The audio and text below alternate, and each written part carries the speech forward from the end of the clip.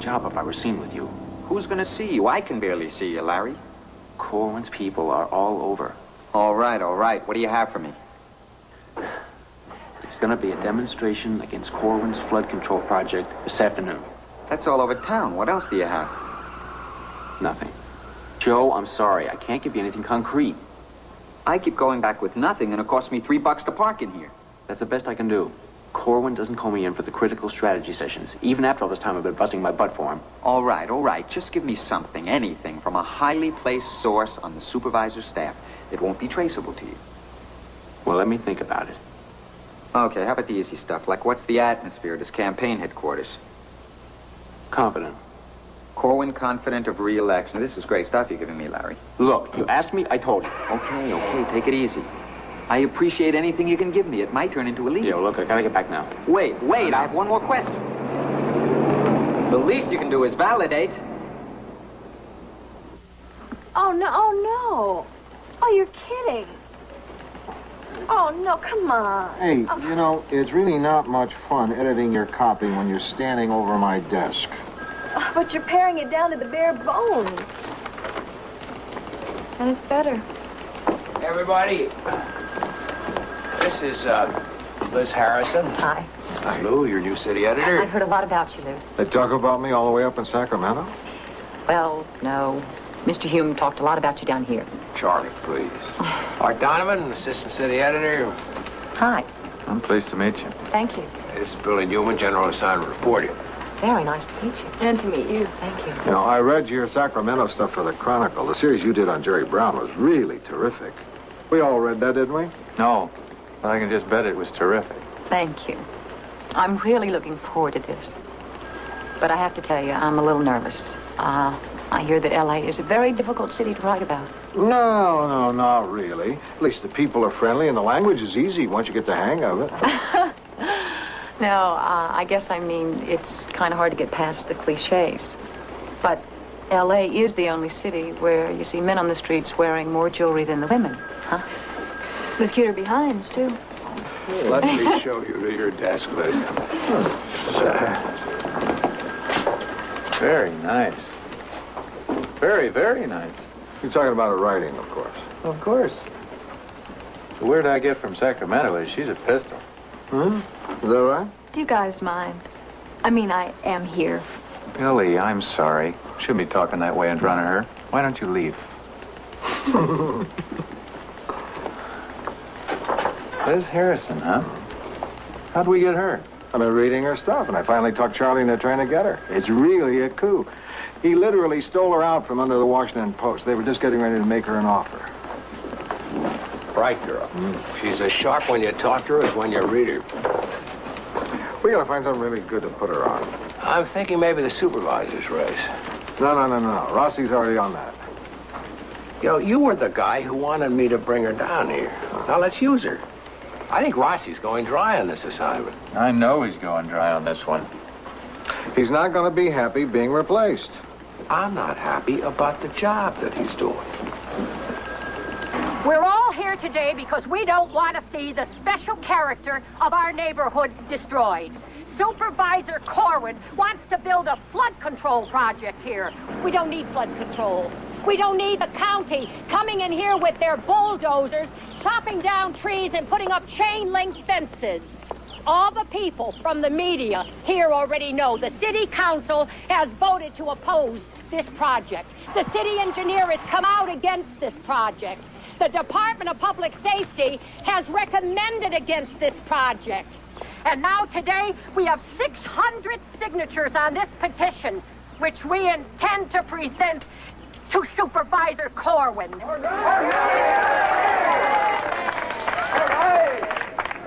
Poor guy. Who? Supervisor Corwin. He's up for re-election. Now he's got all those city officials against him. No, you don't understand how it works here. He's got them outnumbered. And L.A. County supervisor's like a king. That's why Corwin gave up his job as state senator 4 years ago to become a supervisor. I'll say this. The guy's got guts.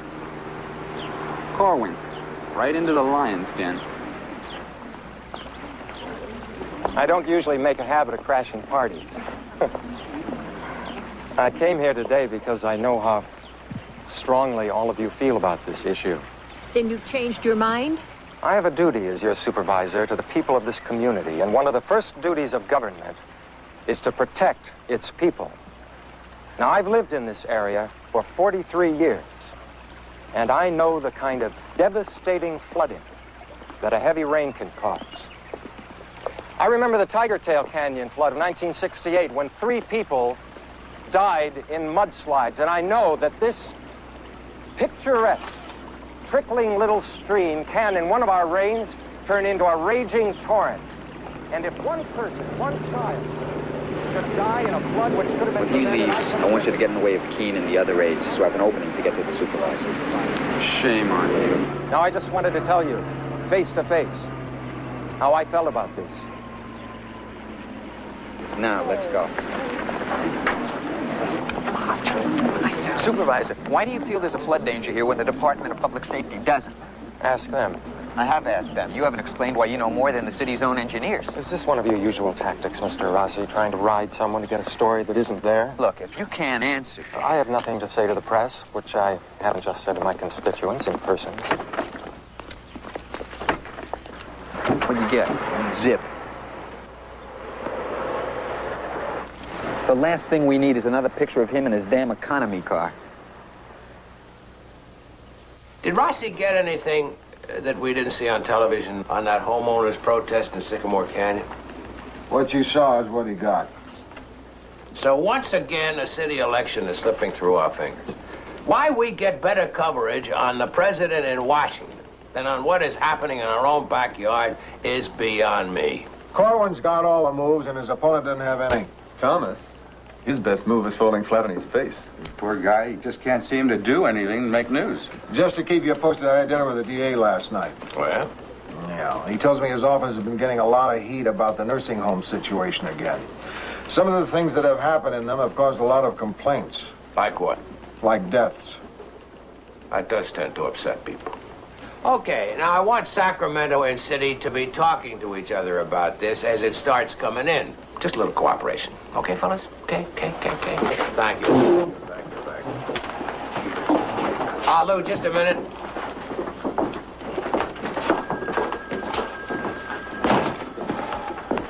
Yeah, Charlie? What I was talking about earlier, my feelings on the supervisor's election, let's swing Rossi over to something else and put Liz Harrison on it. I'll leave you to break it to him.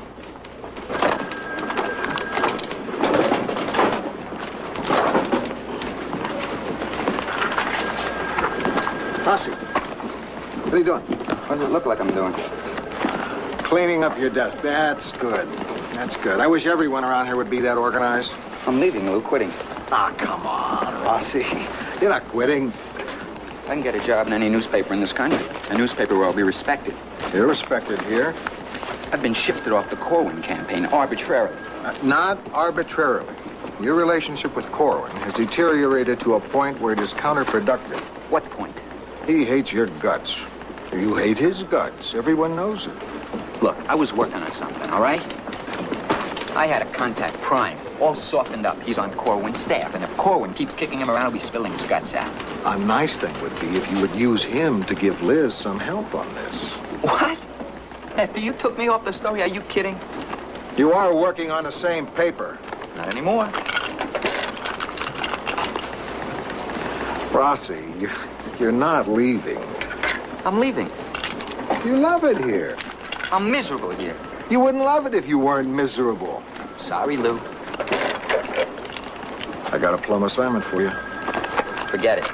Something you'd love to get your teeth into. What? Something good. Something terrific.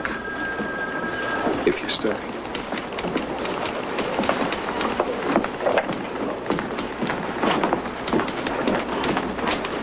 Find me something.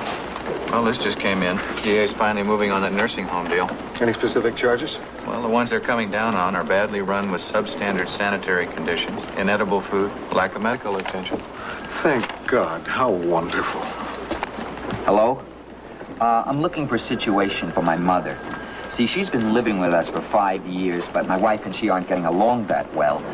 So I thought I should look into a place where Mom might be more happy, with people her own age. Lou, I have something for you.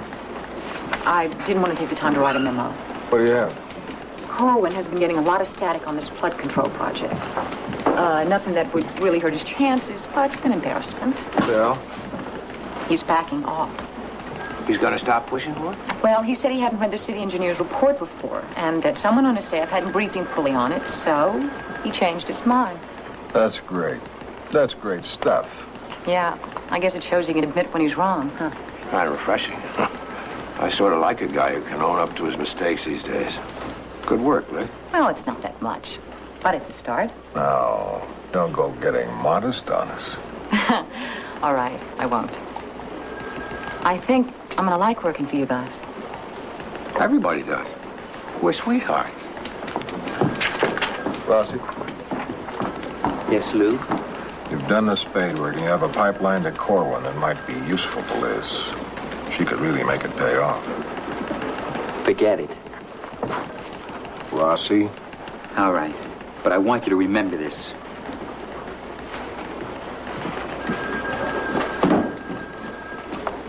Seems you're making progress with Corwin. Some. Look, I've got a guy fairly close to him there, but not happy. Next time Corwin steps on his toes, he's going to be ready to talk to me so I can feed you. Thanks, Joe. But I really do better when I develop my own sources. Sort of helps me get a fresher angle, you know?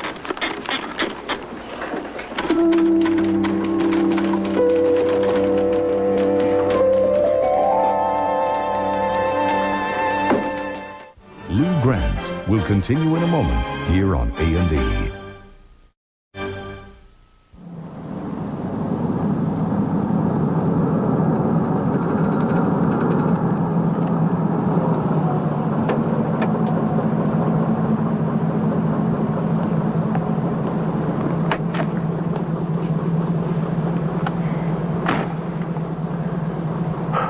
What is it? Why did Corwin reverse himself on the flood control project? I don't know any of this for sure, but you hear things. What have you been hearing, Larry? Corwin has connections to a certain couple of contractors, the ones who would be doing the job. He didn't want it coming out in an election year, so he pulled back. I see. Now look, that's not solid. Oh, I understand, Larry. How's it going down there? They treating you all right? Yeah, same old stuff. I hear there are going to be some changes made after that flood control screw-up. That's what I hear. May have to ask you to keep your ears open for any jobs. That bad, huh? If I'm lucky. So Corwin is dumping two of his top advisors. and now the whole town will be full of speculation as to who is getting the axe and who is moving up. Except that our speculation will turn out to be right. You got names? The guys who are going are Blandis and Mitchell. And then Corwin's promoting, when he announces it, day after tomorrow, some guy who hasn't been in the spotlight very much. Larry Keene. Keene? He couldn't be promoting Keene. You sure? I'd stake my career on it. Hey, you're always staking your career on something. Nice work. Lou? Listen, Lou. I'm going to do something I have never done before.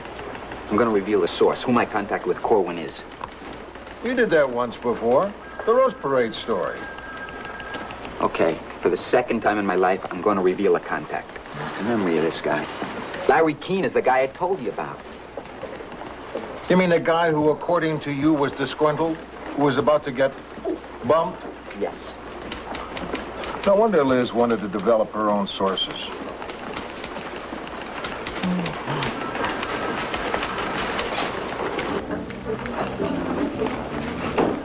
Vivian, meet Jack Efros, our Sacramento man. Jack started down here. What was it, 15 years ago? We're old friends.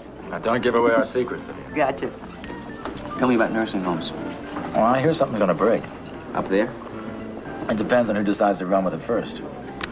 A lot of fast buck operators got into the business in the 60s when the governor cut back the mental health program. All those people who were turned out of state hospitals had to have some place to go. And it's really a big business. $3.5 billion nationally. How do you get inside a home? With an inspector.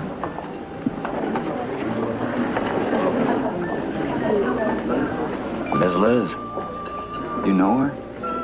Oh, sure. She was covering Sacramento. I see she's been getting some of your assignments. Her byline's been on the supervisor campaign pieces.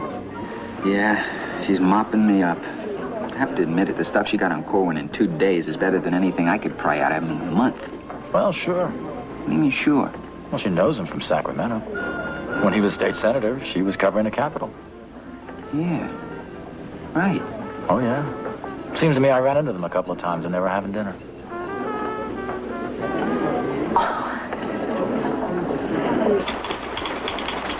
Newman, tell me if this sounds like sour grapes. Liz Harrison was tight with Corwin when he was in Sacramento. She comes down here in 5 minutes. She's getting great stuff on his campaign. Now, that starts to look to me like she could be using... What? The fact that she's a woman, he's a man. I think you're right. That there's something going on there. That it sounds like sour grapes. Why do women always get this? If I pick up some good information, everybody wants to know who I crawled into bed with to get it. Well, maybe a woman does have a certain advantage. Are you kidding? Are you going to tell me that's how I broke the Nazi story, or the East LA gang story, or the piece I did on Jesuit priests? This isn't the same as those stories. How? How is it different? Look, just forget I asked.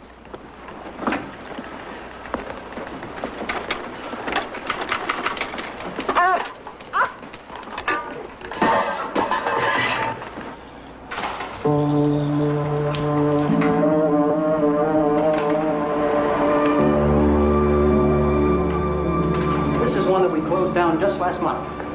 What, unsanitary conditions? Well, it wasn't really sanitary, but that would usually just get a reprimand, maybe a fine. Here, let me show you something.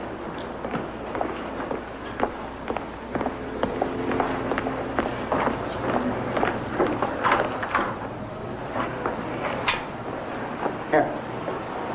Why are you showing me a closet? They had an old lady here. She was about 75. I met her once. Mean, nutty. She was a real pain in the neck. But they had a way of handling her. They locked her in this closet. She was alone, no meals. They figured that would settle her down. You gotta be kidding me. No. Now, she settled down. While she was in there, she had a heart attack and no one knew it. When they opened the door, she was dead.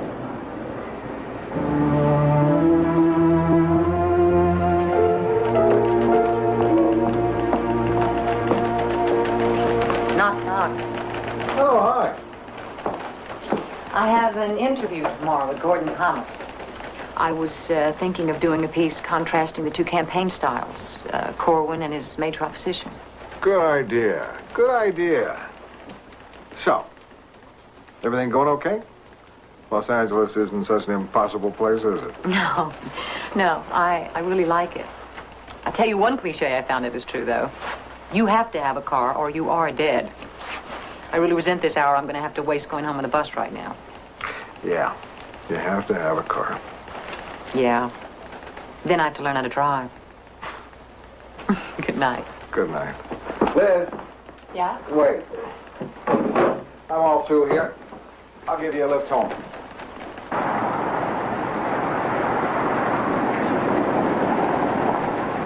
Service with a smile. Good night, Lou. Thanks a million. Good night. See you tomorrow. How are you at accepting lavish praise? Fair. Yours is the best place I ever worked. Okay, okay. And I think it has a lot to do with the kind of man you are. That's enough. You are really one of the most... Get out!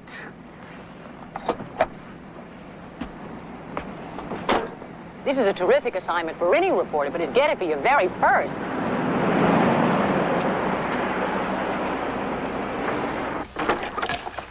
Hi. Sorry to keep you waiting. Oh, wow, what a day. I've got to get a car. You can't exist in this city without one. Doesn't have to be anything fancy, mind you. Just something with 4 wheels that goes when you press the pedal. Why don't we not go out tonight? I can fix us something here. Fine. We'll stay here. Lou Grant will continue in a moment here on A&E.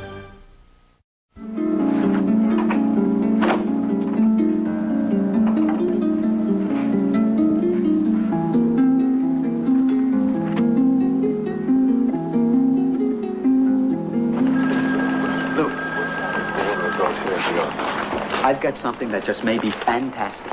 Yeah, I got your memo on the old lady who died in the closet. This is something else better. What could be better than an old lady dying in a closet? This conversation's getting a little weird. I've been trying to find out who's making money on these nursing homes, the ones that are mismanaged. Some of the arrows point back to a certain county supervisor, Archer Corwin. Liz? What do you need her for? She's covering Corwin. Yeah? Yeah, Lou. Listen to this. Go ahead. Some of Corwin's money might be tied up in the worst-run nursing homes. Do we have him nailed? It's not that simple. It might be his money, it might be from a blind trust, or some other arrangement where he can claim he's not accountable. Yeah. Corwin's the kind of guy who would probably leave himself a hole to slip out of. That's why I need some more time, a few days at least, to run it down. Okay, stay on it. What's Corwin's position on nursing homes? He talks generally about his concern for senior citizens, and from what I can tell, they support him totally. That's about it. All right, let's move ahead on this. You two swap information.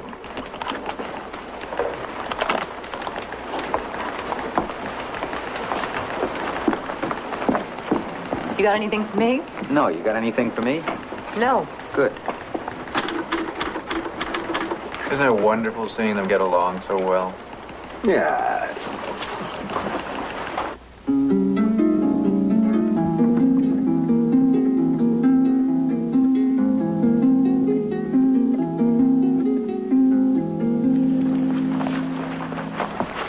I'm sorry, Joe. Time's just too tight.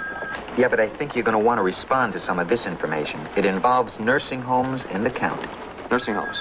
That's right. Where do you want to meet? I told you, Joe. At this point, my time is too tight. Yeah, I guess it would be with your new job and all.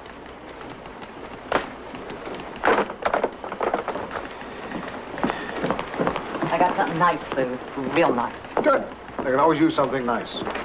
Supervisor Corwin is opening an investigation into the management and regulation of, ta-da, nursing homes. Corwin? He's always been philosophically opposed to government investigation. I guess he felt this was just too important to let pass. Senior citizens make up a very large part of his constituency. Besides, I think he's genuinely concerned about the situation. Did I hear right? Corwin is going to be looking into nursing homes? That's what Liz says. Oh, no. This is just what I didn't need. I need more time. What do you think his game is?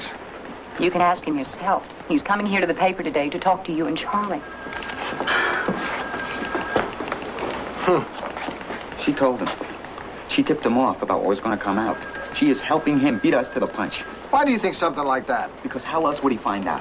He would find out from somebody he knew in the DA's office, in the County Department of Health, in the Mayor's office, in the Attorney General's office. I'm running out of fingers, Rossi. Did either of you ever have an older relative you were especially close to? Sure. Well, for me, it was my grandfather. But his last years were very difficult. But of course, in those days, it isn't like now. We didn't automatically stick older people in homes. They stayed with the families. It's true. But we were very poor. My mother had to work. There was no way that she could handle my grandfather, because at that point he needed a lot of attention. So we put him in a home. I must have been 7 or 8. And I was terribly upset. But my mother told me that he'd be all right, because where he was going, they treat him just like family, and that's the key. I think all nursing homes should be treating their residents just like family. Pretty risky stand to take in an election year, isn't it? Well, I'm here to make a pitch for this problem, to get maximum attention from your newspaper. I have one of my best reporters doing that right now. Then you've anticipated me. This pitch wasn't even necessary. Thank you for your time. Thank you. You know, I think cooperation between elected officials and the media is the best strategy for correcting the abuses that exist in this area. Thanks for taking the time to come by. Thank you for giving up your valuable time to listen to me.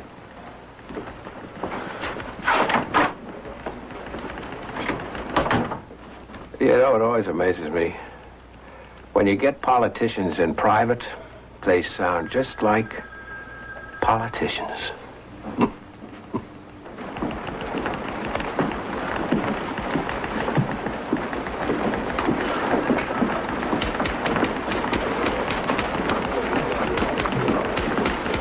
Look at that. Well, she is covering his campaign. Oh, come on, Rossi. Should they act like strangers? Yeah, right. Lou Grant will continue in a moment here on A&E. Thanks again, Lou. I promise. If I don't get a car soon, I'll ask somebody else for a lift home. Lou, there's something on my mind. What is it? I'm a little uncomfortable with this assignment. Why? When you put me on the Corwin campaign, I didn't realize I was bumping someone. I think it's caused some hostility. Come on. No, really. With Rossi, maybe with some of the others. What I'm trying to say is, maybe it would be better if you put me on something else. Hey, you've been in the newspaper business a few years. You know how reporters are. I have never felt vibes like this before. If it starts to get to you, just remember, I'm in your corner. I hope so. I felt like I had to say something, though. Okay, now you've said it. Just keep up the good work.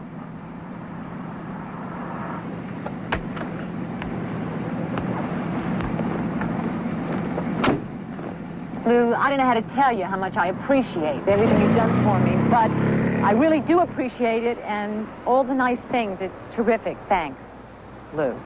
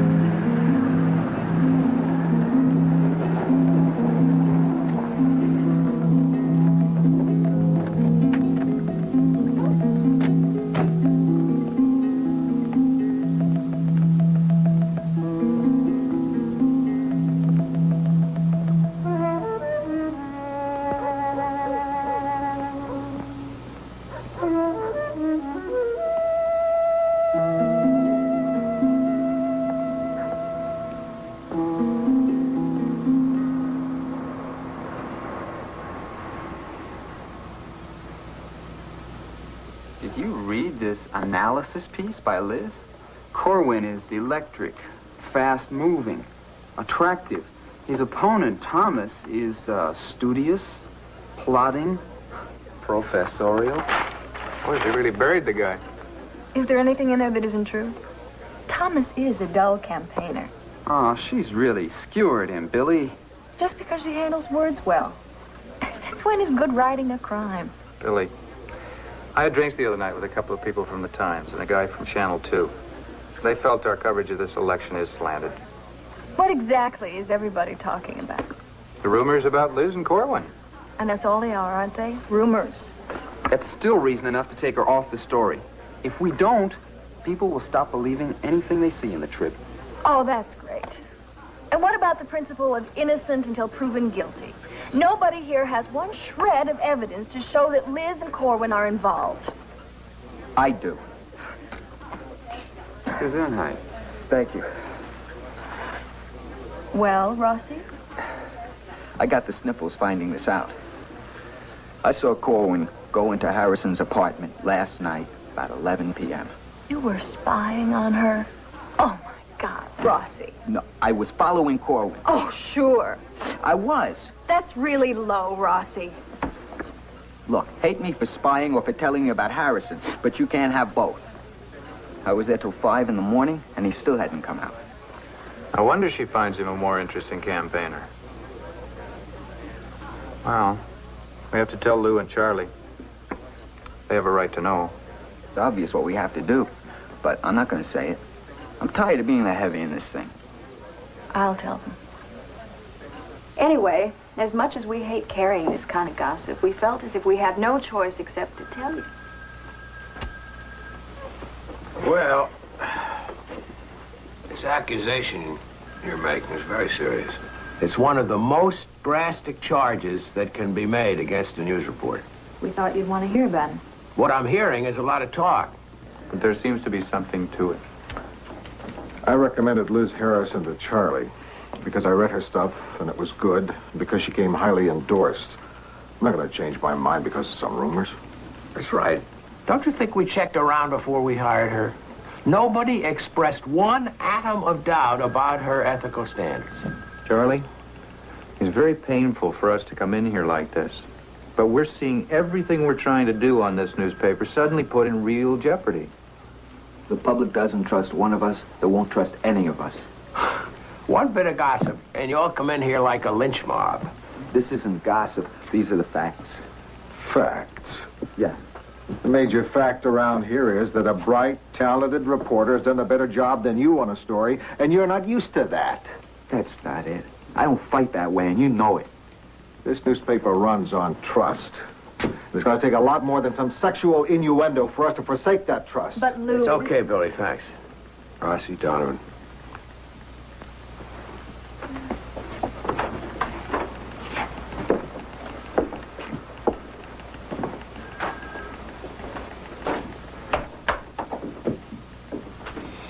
Well, now that we both made such fine speeches, we'd better find out what's going on.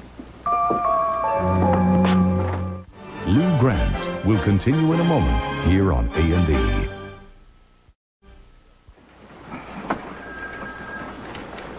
So, Joe, what's on your mind? Nursing homes. Somehow I expected that. I've been going through the public records. It seems clear that Corwin's got his own money in some of these homes. Now, the involvement's all shielded, filtered through different corporate fronts. But it is there, and it's going to come out. Mm-hmm. Do you care to respond? I knew the supervisor had some nursing home investments.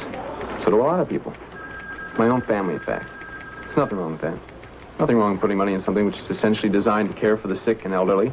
I'm not talking about the majority of these places, the ones that are well-run and legitimate, but the ones that are rip-offs.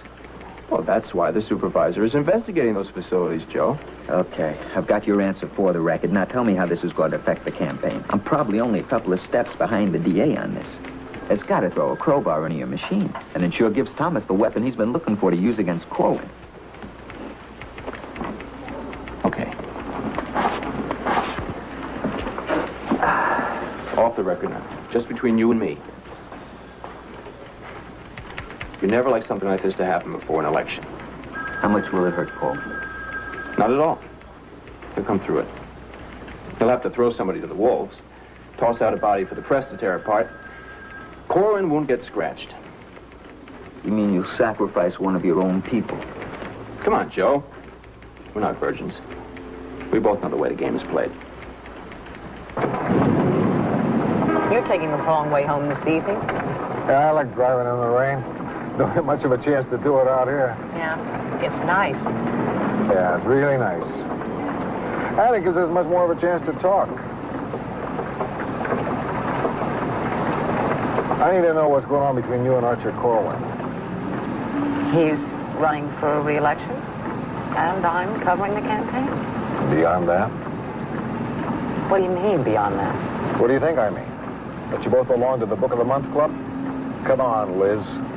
There's been talk. You must know about it. Is there anything to it? I knew Corwin when he was a state senator in Sacramento, and since I've been down here, I've had dinner with him. We've seen each other. Are you involved with him? Hey, what is that? Next thing you'll be asking me if I'm sleeping with him. Is that what you're asking me? I don't believe this. I resent your asking me that, Lou, and I do not want to be put in the position of answering. I'm afraid you have to. That is something which is entirely personal. No, not entirely personal. When you're a reporter and he's the subject of your story.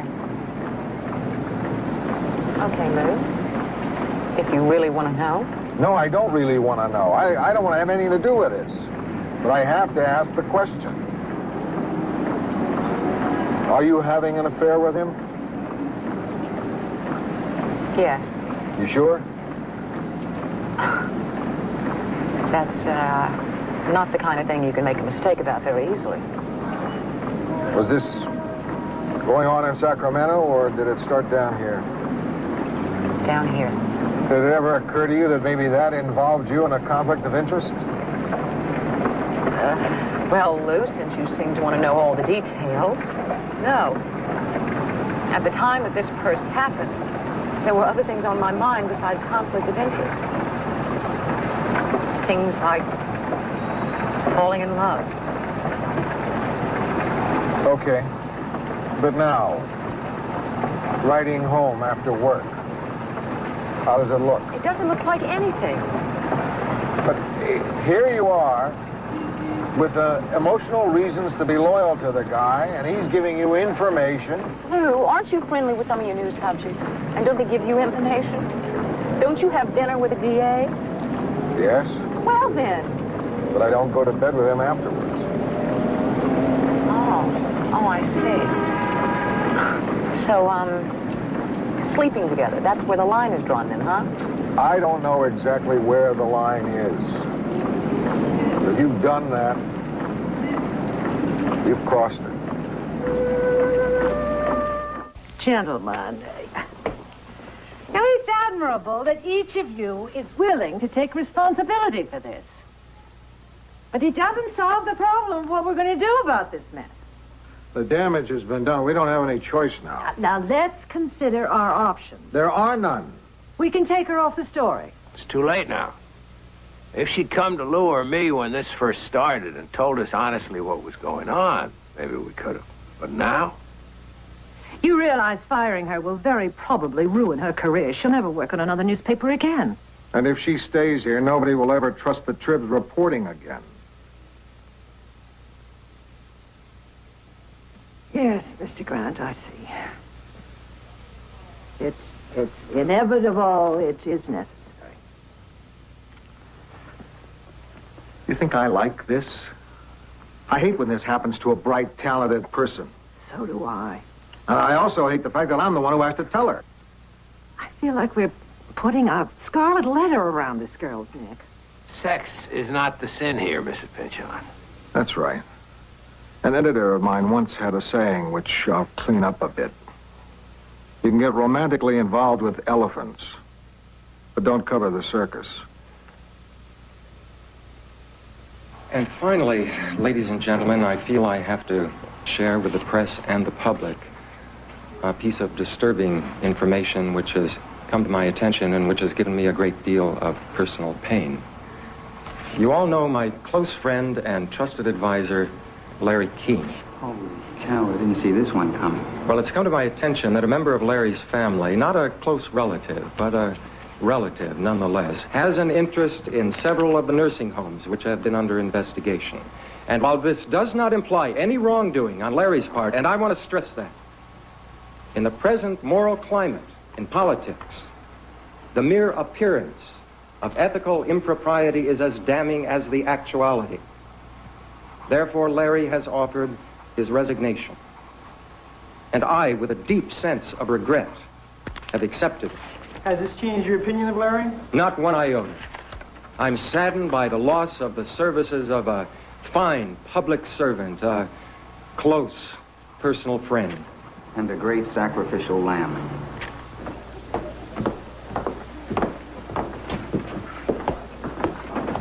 I got a message to meet you here. Yeah, sit down. What are you drinking? I don't drink during the day. I still have work to do. Yeah. I like you, Liz. You're extremely intelligent, a terrific investigator, an excellent writer. Wait a minute, Lou. There's a but coming and all of that. No buts. But there is some bad news. Yeah. Well, I can't say I'm surprised. I guessed this was coming. I'm sorry. But you do understand. I'm not happy about it, but I understand that you have people you have to answer to. I'll say this. You're taking it well. So, what's my next assignment? Next to sit. Liz, do you know what I'm telling you? Yeah. That I'm off the Corwin story. No, it's more than that. You're taking me off politics? Liz. Oh, God. I'm out, aren't I? Yes.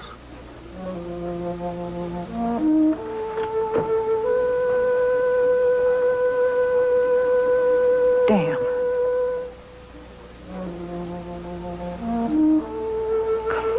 Why did you do this to me? Bring me down here.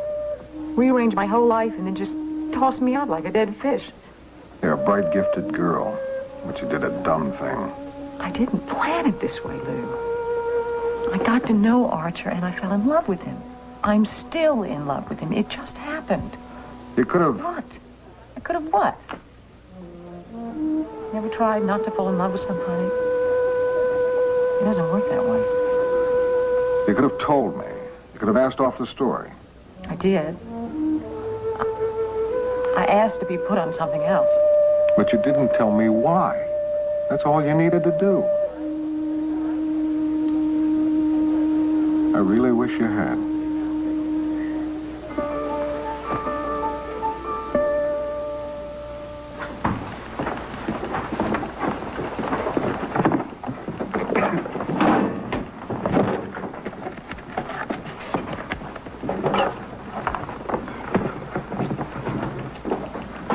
I just wanted to say sorry.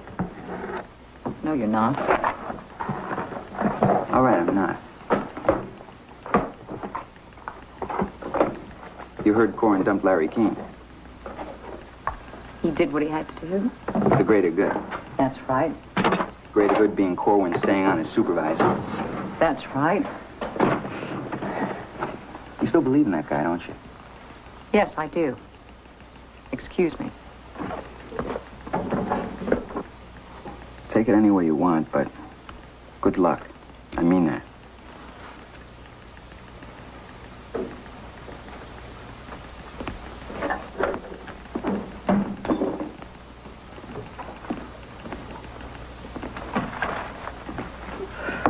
What now? Oh, don't worry about me, Billy. I'll be okay. What'll you do? I won't be a newspaper reporter. But I can always write. As long as I'm healthy, got a typewriter, and a sharp pencil. There are always magazines. Maybe even a book. I always thought I'd write a book about California politics. You know, I just never had the time. Well, now I have the time. I've been a reporter for 15 years, Billy. That's plenty. And you won't miss it? Oh. Well, I miss it. I gotta get out of here. I'll help you carry that. No, it's okay, really. I can manage. I'm done this. Good luck, okay?